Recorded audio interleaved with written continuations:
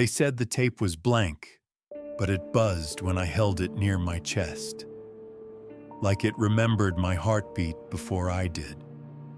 It was labeled 4B Delta in blue wax pencil, tucked in the spine of a maintenance binder beneath the intake logs, where no one but a janitor or a ghost would look. I wasn't either, but I knew where to dig. I knew because I'd already heard it once, in a dream I had in '93, where my own voice told me not to look under the stairs, and when I woke up, the stairs were gone. There's a certain kind of silence you only hear in government buildings after midnight. It's not quiet exactly, it's compliant. Like the walls are trained to forget. Florida State Hospital doesn't echo, it swallows. Wing B had been sealed since the fire, or the blackout, or the patient walkout, depending on which nurse you ask and how much bourbon is in their coffee. But I was in archives. My clearance wasn't a badge, it was loneliness. The kind of permission you get when no one remembers you're still employed. They logged it as an equipment test from 1982. Audio unrecoverable, but it still clicked when I touched it. Like a bone resetting, like breath returning to something that shouldn't breathe. The first time I played it, I didn't hear sound. I heard temperature. I heard the same 3 degrees of cold my sister's body had when they found her in that motel, room 214, the one with the closet that didn't open from the inside. I didn't tell anyone. I just kept it. Filed it under janitorial inventory, 1979 to 1984. No one checks those anymore, not even the cameras. There's something about analog machines. They don't lie like digital ones. They just withhold. And that tape withheld everything, except the one night I accidentally played it backward. It wasn't voices, it was routine. Footsteps, drawer slide, metal tray, drip, pencil, hum, but it wasn't mine, and I live alone. That's when the dreams started. Not the scream kind, the remembering kind. You know what I mean. When you see your own hands doing something you'd never do, but they feel like they belong to you. I saw myself walking the Wing B corridor, holding a clipboard with no pages, stopping at rooms that never had numbers, and inside each was a mirror that didn't show me. Sometimes I was older, sometimes younger, but always wrong, and always humming something that didn't exist. I kept thinking of that phrase from the report, audio unrecoverable. But unrecoverable doesn't mean it's gone. It means someone decided you shouldn't have it. I brought the tape home after the 4th incident. That's what they called it. A maintenance tech went into Wing B and came out with frost on his jacket in August. He said nothing. He quit the next day. They called it heat stroke, filed it under HVAC. I bought an old player from a swap meet, Sony TC-105, same model listed on the original logs. Dusty, but it worked. You wouldn't believe what hiss can hide. It began with coughing, not sick, nervous, then. Patient 0142 relocated without protocol confirmation. Then, static. Then my name. Not spoken, written. The machine printed it. On the receipt paper I hadn't loaded. That's when I started marking time. I'd write what I did every hour, just to make sure nothing slipped, just to make sure I wasn't, you know. But time doesn't behave right when you're being remembered by a machine. I wrote 3:17 a.m. 5 times that week. Every time, something had moved. The lamp was unplugged. The dishes were washed. A voicemail was deleted I hadn't listened to yet. The messages got quieter after that. like someone whispering beneath the tape. Not layered, submerged. Underwater memory. My voice again, but out of order. I was never admitted. 0142 retained after clearance. She asked about the mirror. She was the mirror. My sister's death certificate had a time of death mismatch by 2 hours. I only found that last year, after I stopped being able to hear my own reflection speak. That's not poetic. I mean it literally.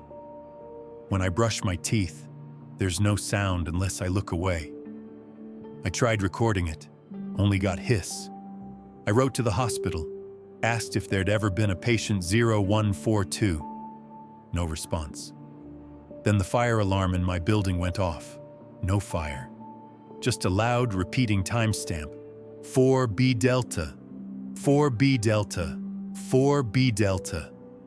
There are gaps in my handwriting now. Full journal entries, vanished.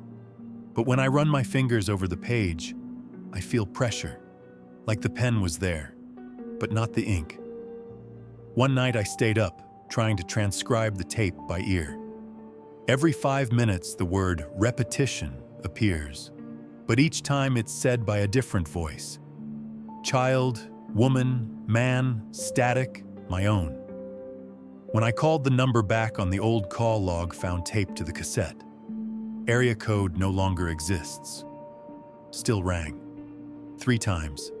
Picked up. Just breathing. My breathing. I started marking mirrors with tape, so I'd know if anything stepped out. Not in a horror movie way. In a test environment, containment breach kind of way. You know the phrase, emotional artifact? It's in one of the CIA documents from '78. Means a psychological trigger so strong, it embeds itself in objects, mirrors, tapes, rooms, people. I think the tape was a vessel. I think it was used in Session Delta, part of the Dormouse override. They don't call it that publicly. They call it linguistic disintegration. I don't think I was supposed to find it, but I think it remembered me. Because every time I play it, it gets closer to the day she died. There's a moment, frame 447 if you freeze it, where the reel stutters and the background noise aligns with an old floor plan from 1981. Room B12, the only room never reassigned. And when I cross-reference the patient IDs for that wing, 0142 never had a first name, only a note. Observer present. That was my sister's role in the trial. She wasn't admitted. She was there to watch, to witness, and something must have gone wrong. Because when she came back, she didn't speak for 67 days. And then, only one sentence. Don't rewind. I didn't know what she meant until last week when I tried. And the reel locked, and the wall behind the player turned blue. Not visually, audibly. The kind of blue you hear in a freezer just before the light flickers. That's when the whisper came through again. Not the voice, the breath, the one that matches mine. I think I was there. Not now. Then. I think I was her observer. Or she was mine. Or we were the same. I stopped writing after that. Not because I didn't want to, but because the pen kept veering left. Like my hand wasn't used to my own orientation anymore. I'm right-handed. I've always been right-handed. But the marks looked reversed. Not mirrored, rewritten. Like someone else was using my muscle memory in a different direction. I moved the tape to the freezer. I read once that low temperatures can suspend residual signal decay, but it didn't help. If anything, it made the sound sharper. Now when I open the fridge at night, I hear piano keys. Software familiar. The melody from the piano recital my sister never got to perform. There's no piano in my building. There never was. I played the tape again after that, I knew it was a mistake, but I wanted to see if the key would change. It didn't, but the breathing was closer. And for the first time, the voice whispered something new. Patient 0142 exceeds protocol thresholds. I looked it up. Old project logs under Subproject 84, hidden in the footnotes of a 1980 DoD ethics memo. Patients who displayed unintentional retention of traumatic echo. Echo strong enough to disrupt testing loops. They weren't supposed to remember. But some did. And when they did, they disappeared. Not killed, not moved, erased. There was a term for it. Semantic blackout. Not forgetting, being forgotten. Every trace removed from official language. No one could say their names again. No one could write them down without the ink rotting. Like memory mold. I started dreaming in echoes. Like I wasn't having new thoughts. Just listening to old ones. Being replayed at the wrong depth. I'd be in my kitchen, but the cupboards would hum in the same pitch as the hospital lights. I'd try to call my mother, but the phone would ring like the elevator bell from the East Wing. She's been dead 8 years. But the voice on the line always says, "You're not supposed to remember this number." One night I woke up standing in front of the mirror, writing numbers in the condensation. 4B142, over and over, even after the steam had cleared, even after the glass had cooled. There were still marks, faint, greasy like old fingerprints, not mine. The neighbors said they heard music coming from my apartment, a record spinning backwards, but I don't own a record player. They swore it was Chopin. That's what she played at the audition, the one she passed, before they took her in. I went to the hospital, in person. Took a detour on the way to Tallahassee. Said I was looking for family records. They still had the old sign outside. Florida State Hospital, Mind, Memory, Mercy. The woman at reception blinked twice before saying, "There is no Wing B." I asked about patient 0142. She paused. Said the records were incomplete. I said I was the legal next of kin. She said, "You can't inherit what was redacted." I laughed. It felt wrong, but I laughed anyway, because the wording was exact from the tape. You can't inherit what was redacted. That sentence is said 3 times on the tape. Once by a man, once by me, once by something that isn't a voice. She gave me a badge, visitor only. It didn't scan, still opened the door. Like the system didn't recognize me, but let me through out of muscle memory. I walked the halls. The ceilings were lower than I remembered. Or maybe I was taller. Or maybe this place remembered me differently. There was no Wing B sign, just a door with chipped white paint, the color of old bones. It opened before I touched it. No sound, just a smell, like ozone, burnt photographs, and a faint trace of my childhood bedroom. I stepped in. Cold air. One fluorescent light, humming in 3/4 time. The same rhythm as the Chopin piece.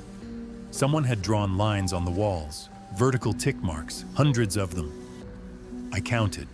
They were grouped in 7s, except one cluster, 6. In the center of the room, a single chair facing a mirror. I sat, not because I wanted to, but because I had before. That's what the tape is, a loop of this room, this moment, this act of sitting, observing, becoming. The mirror was old, real glass. None of that safety film. It had cracks. But the cracks didn't match the light. They moved, not randomly, in patterns. They followed my breath. Then, a whisper. Directly behind the glass, closer than any reflection should be. You stayed too long. I stood. The chair scraped the floor in a frequency I still feel in my molars. I looked at the mirror. Not the reflection, the mirror itself. The silver backing was bubbling, boiling. I touched it and heard the tape begin. Not from a speaker, from the walls, from inside my skull. Observer retained. Loop stable, memory threshold exceeded. There was another sentence after that, one I hadn't heard before, spoken softly in my sister's voice. You were always me. I don't remember leaving, but I woke up at home. The chair was there too. I tried to tell myself it was just dissociation, grief, sleepwalking. I went to grab coffee, but the receipt printed on its own, like the old tape machine. It said, Loop 12B complete. Prepare for return. I don't sleep anymore. I don't blink near glass. I keep the lights on in the hallway and off in the kitchen, because that's the only way I can hear the difference. When the light is on, the hum is flat. When it's off, it becomes a melody. The same one, always. I called my old therapist, disconnected, went to the office, never existed. Building turned into a tax office in 1999, but I have appointment cards. Her handwriting, unless it was mine. I've been checking my reflections in spoons, windows, car mirrors. They all blink slightly after me. A delay of 0.7 seconds. I timed it. That's the average delay for magnetic tape reversal, which means they're not reflections, they're replays. Every surface that reflects is just a slow playback. And I'm starting to think my sister didn't die. She was overwritten, filed under a new tape, labeled with a loop. She left that message because she knew, because she saw what happens when you break the pattern, when you look too long into the glass, when you rewind. I haven't touched the tape in days, but sometimes when I wake up, I'm humming the same song in a key I don't recognize. And when I open the freezer, the tape is warm. The warmth means it's still active, like it plays without motion, like it breathes in the absence of sound. I tried sealing it in lead, submerging it in salt water, even mailed it to a P.O. box I never opened. But it came back in my sock drawer. No label, no postage. Just there. You can't unloop. That's what I've learned. You can only become more aware of the edges, like picking at a sticker until you see what's underneath. But once you lift it, it never sticks the same again. I stopped writing dates in my journal. They won't hold. Every entry ends with the same line now. Even when I try to write something else, it says, she was never discharged. Not my handwriting. I write upright. These are slanted, heavy downstrokes, like someone recording under pressure. I called the number again, the one from the old call log. Just a test. Same thing. 3 rings. Then me, breathing. But this time, I said a word. Not live. Recorded. The tape spoke. I'm sorry I forgot your face. My blood ran cold. Because that was the last thing she ever said to me, after the motel, before the silence. She looked straight at me and said, I'm sorry I forgot your face. But that wasn't the part that broke me. The part that broke me is that when I heard it this time, it was me saying it.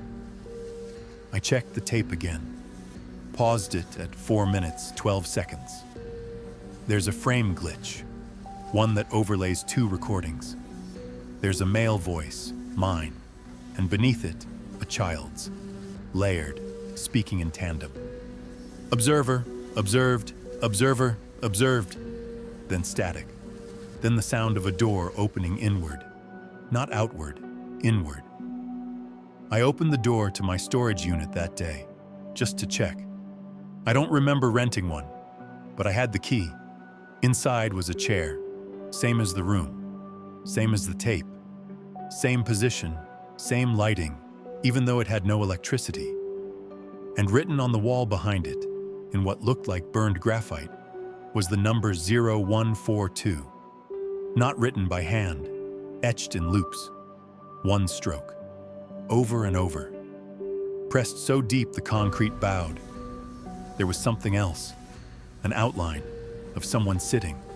Not a body, not a shadow, a depression, like weight remembered. I left the unit unlocked, went back the next day. It was empty. No chair, no number, no impression. But the smell was there. That same ozone-burnt photo memory smell, like heat from a place that's always cold. I'm not sure how long it's been since I slept. Sleep feels like the most vulnerable format. You lie down, and something presses play. Not your dreams, your loops. What you are under all that. The noise beneath the self. I've started hearing phrases on radios, AM static, late-night frequencies.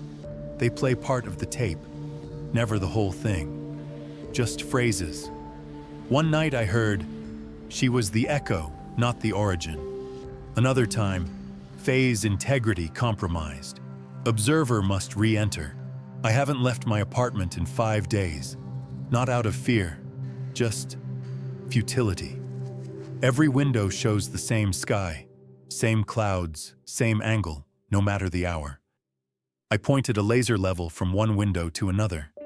They're identical, exactly, to the millimeter, which shouldn't be possible unless it's not windows anymore, just mirrors, reflections of each other, replaying the same outside.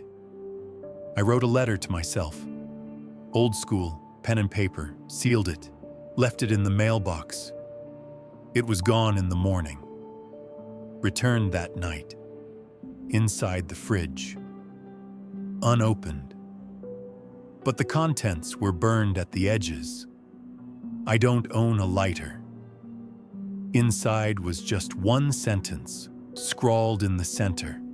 You never left the chair. I recorded myself sleeping. 10 hours of footage. Most of it was static. But at the 6-hour mark, the camera turned, on its own, to face the hallway. There was no movement, just a hum, the exact frequency of the hospital light. And then, a voice behind the camera, breathing, not mine. It whispered, "Your loop stable. Don't remember this." I think that's what this all is. Not haunting, not madness, just retention. The tape is holding me, like memory foam, like cold air that shaped itself to who I was and never quite let go. I traced it all back. Session Delta, Sub-Project 84, Dormouse Override. Observer Protocol Breach. They weren't testing her. They were testing me. She volunteered. I didn't. I just sat in the room, watched through the glass, heard the questions, saw the loops begin, and then they turned the mirror on, made me watch myself watching her, until the roles blurred, until no one knew who was observing who, until it became the same. 2 minds, 1 tape, 1 loop, and when the trial ended, they only let 1 name out, and it wasn't hers. The motel, the silence, the fire. It wasn't an accident. It was protocol to remove her, so the loop would stabilize around me, the surviving observer. But she's not gone, because I hear her every time I breathe. The intake, the catch, that little pause. It's her, still looping, still echoing. Because some memories refuse erasure, and now the tape plays when I sleep, even unplugged, even buried, even destroyed. It plays in dreams, in mirrors, in the air just before I speak. Because I never left the chair. Because I was always the test. Because the moment I looked into her eyes, I took her place. and she took mine, and the machine recorded it, and the file was labeled 4B Delta, and the audio was unrecoverable, but not unreadable, not unrepeatable, just waiting. And now you've heard it. Now it's in you, and you'll start forgetting the shape of your face in the mirror. You'll start humming a song you never learned. You'll find words in your journal you don't remember writing, because that's how the loop spreads. Not virally, psychically, through recognition, through empathy, through the one unbroken thing that can't be redacted, remorse. And now it's done. The loop is stable. You heard it. You made it real again, which means I can go. Because someone else is watching now. Someone else is sitting in the chair. And when they rewind this tape, they'll hear their own breath, saying a sentence they've never said. One that ends everything. One that echoes backwards through time, soft as a sigh, final as sleep, unexplainable as grief. I was never discharged.